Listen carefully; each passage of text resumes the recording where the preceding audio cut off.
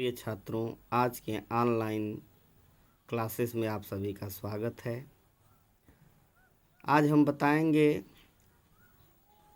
शिक्षा मनोविज्ञान। यूनानी परंपरा में शिक्षा मनोविज्ञान का संबंध आत्मा विषय के ज्ञान से रहा है। पहले यूनानी दार्शनिकों ने ये बताया है और अपनी पुस्तकों में इसका जिक्र भी किया है कि शिक्षा मनोविज्ञान का सीधा संबंध आत्मा से रहा है, जबकि भारतीय दार्शनिक परंपरा में शिक्षा को मोक्ष या मुक्ति का साधन माना गया है, जिसके संबंध में आदि गुरु शंकराचार्य जी ने भी लिखा है, सा विद्या या विमुक्तये, ज्ञान वह हो जो मुक्ति प्रदान करे। समकालीन मनोवैज्ञानिक पावला वाटसन वुडवर्थ मनोवैज्ञानिक को व्यवहार का विज्ञान मानते हैं। पावलाव, वाटसन, वुडवर्थ, ये जो मनोवैज्ञानिक हैं, ये शिक्षा मनोविज्ञान को व्यवहार का विज्ञान मानते हैं। इसी क्रम में वाटसन ने भी इसको व्यवहार का धनात्मक विज्ञान माना है। हरलॉक ने कहा है कि बाल विकास मनोविज्ञान की वह शाखा है जो व्यक्ति के गर्भाधान से लेकर जीवन पर्यंत विकास की विभिन्न अवस्था एवं इसमें होने वाले परिवर्तनों का अध्ययन करता है। अर्थात बाल विकास मनोविज्ञान की वह शाखा है जो व्यक्ति के गर्भाधान से, जब शिशु माँ के गर्भ में भ्रूण में पड़ता है, तब से लेकर जीवन पर्यंत जो विकास वो करता है, उसकी विभिन्न अवस्थाएं और इसमें होने वाले परिवर्तन का अध्ययन किया जाता है। एडवर्ड एल थॉर्नाइक अमेरिका के मनोवैज्ञानिक थे। इनको प्रथम शैक्षिक मनोविज्ञान का मनोवैज्ञानिक के नाम से जाना जाता है। एडवर्ड एल थॉर्नाइक जो अमेरिका के रहने वाले थे, इनको प्रथम शैक्षिक मनोवैज्ञानिक माना जाता है। इनकी पुस्तक है शिक्षा मनोविज्ञान। इस शिक्षा मनोविज्ञान नामक पुस्तक में उन्होंने अभ्यास एवं त्रुटि के प्रसिद्ध सिद्धांत को दिया है, जो काफ़ी लोकप्रिय और प्रतियोगी परीक्षाओं में बार बार इससे कुछ न कुछ प्रश्न पूछे जाते हैं, प्रयास और त्रुटि के सिद्धांत के बारे में। थॉर्नडाइक ने अपना प्रयोग बिल्ली पर किया था। आधुनिक शिक्षा मनोविज्ञान का जनक विलियम जेम्स को जानते हैं। यदि प्रश्न आए कि आधुनिक शिक्षा मनोविज्ञान का जनक कौन है, तो आप इसका आंसर देंगे विलियम जेम्स। इनकी प्रसिद्ध पुस्तक है प्रिंसिपल ऑफ साइकोलॉजी।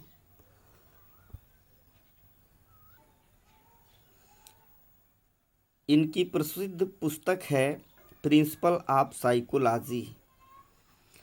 फ्रैंक ने माना है कि अभिवृद्धि शरीर एवं व्यवहार के किसी पहलू में होने वाला परिवर्तन है, जो गर्भाधान से लेकर प्रौढ़ावस्था की स्थिति तक जारी रहता है। अधिगम को परिभाषित करते हुए स्किनर ने लिखा है और बताया है कि अधिगम का अर्थ सीखना होता है। यह जीवन पर्यंत चलने वाली प्रक्रिया है। स्किनर महोदय ने बताया कि अधिगम जीवन पर्यंत चलने वाली प्रक्रिया है। हम पूरे जीवन काल में कुछ न कुछ सीखते रहते हैं। नवीन ज्ञान परिमार्जित होता रहता है। अब आइए जानते हैं मानव विकास की अवस्थाएं कौन कौन सी हैं? मानव विकास की अवस्थाएं, पहली अवस्था है गर्भावस्था, जिसका अवधि होता है 280 दिन। गर्भावस्था का काल होता है 280 दिन।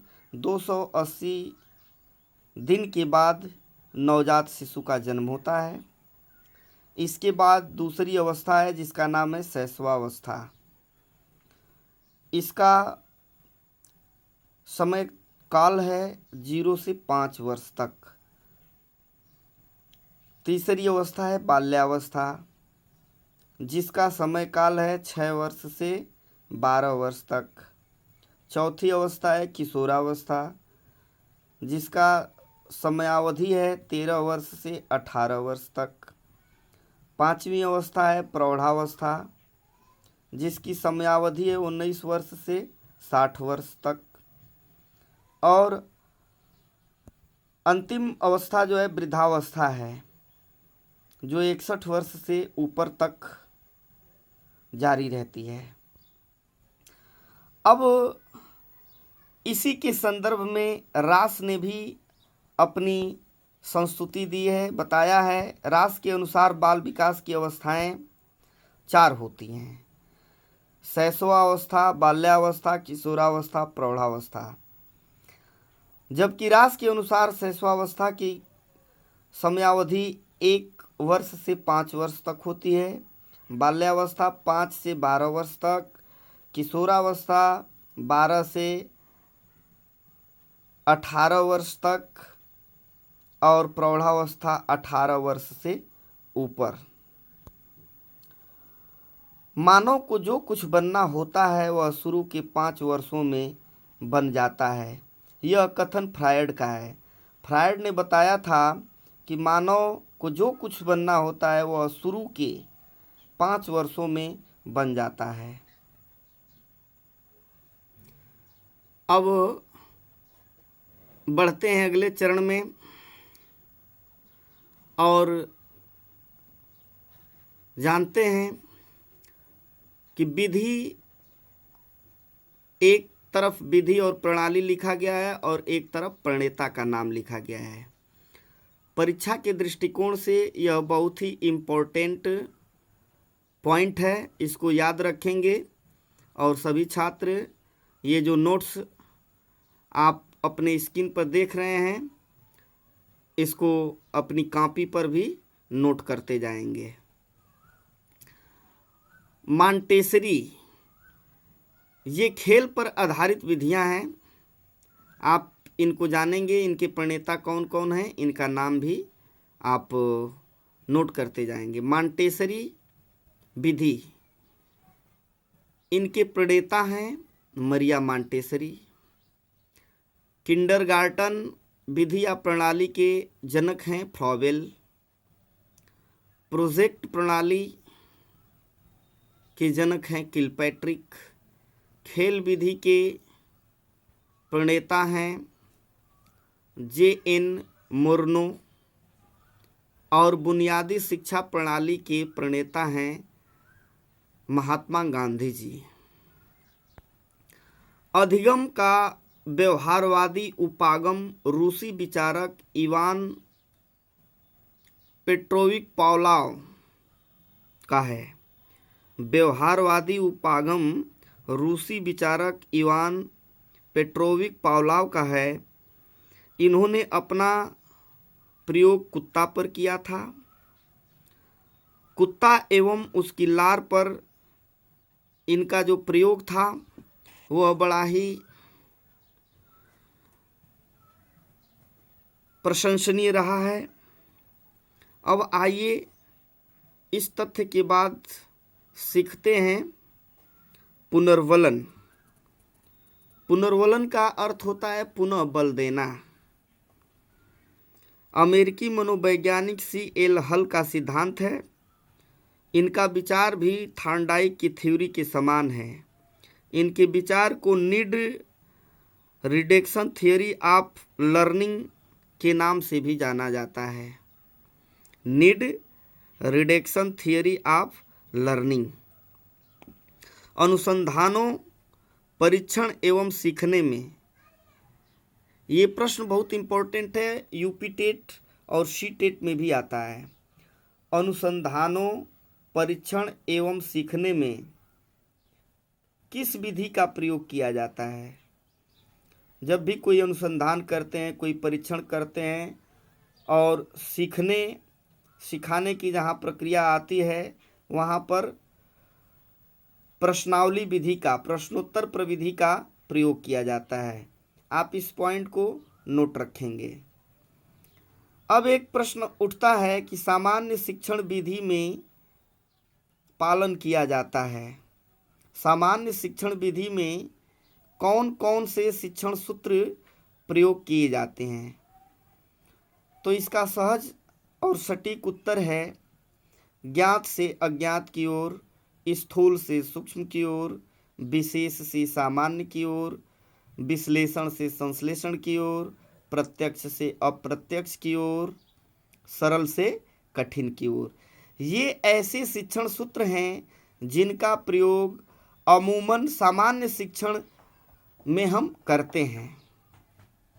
विद्यार्थियों में त्रुटियां संकेत करती हैं कि यह उनमें सतत अभ्यास की कमी है। उनमें सतत अभ्यास की कमी है। जो विद्यार्थियों के अंदर त्रुटियां आती हैं, जब शिक्षक उनका मूल्यांकन करते हैं तब ये पता चलता है कि उस तथ्य को सीखने में किसी न किसी प्रकार की छात्रों से कमी रह गई है।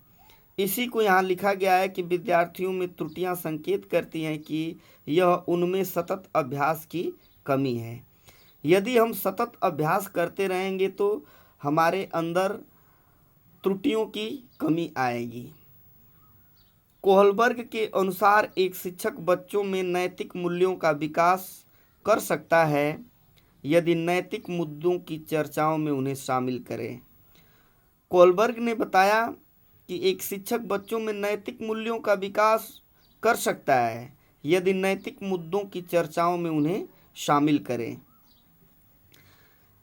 जॉन डीवी ने शिक्षा को त्रिमुखी प्रक्रिया कहा है। जॉन डीवी ने शिक्षा को त्रिमुखी प्रक्रिया कहा है, जिसके 3 ध्रुव होते हैं: शिक्षक, शिक्षार्थी और पाठ्यक्रम। एक शिक्षक का कक्षा में व्यवहार कैसा होना चाहिए? ये प्रश्न सी टेट में पूछा था।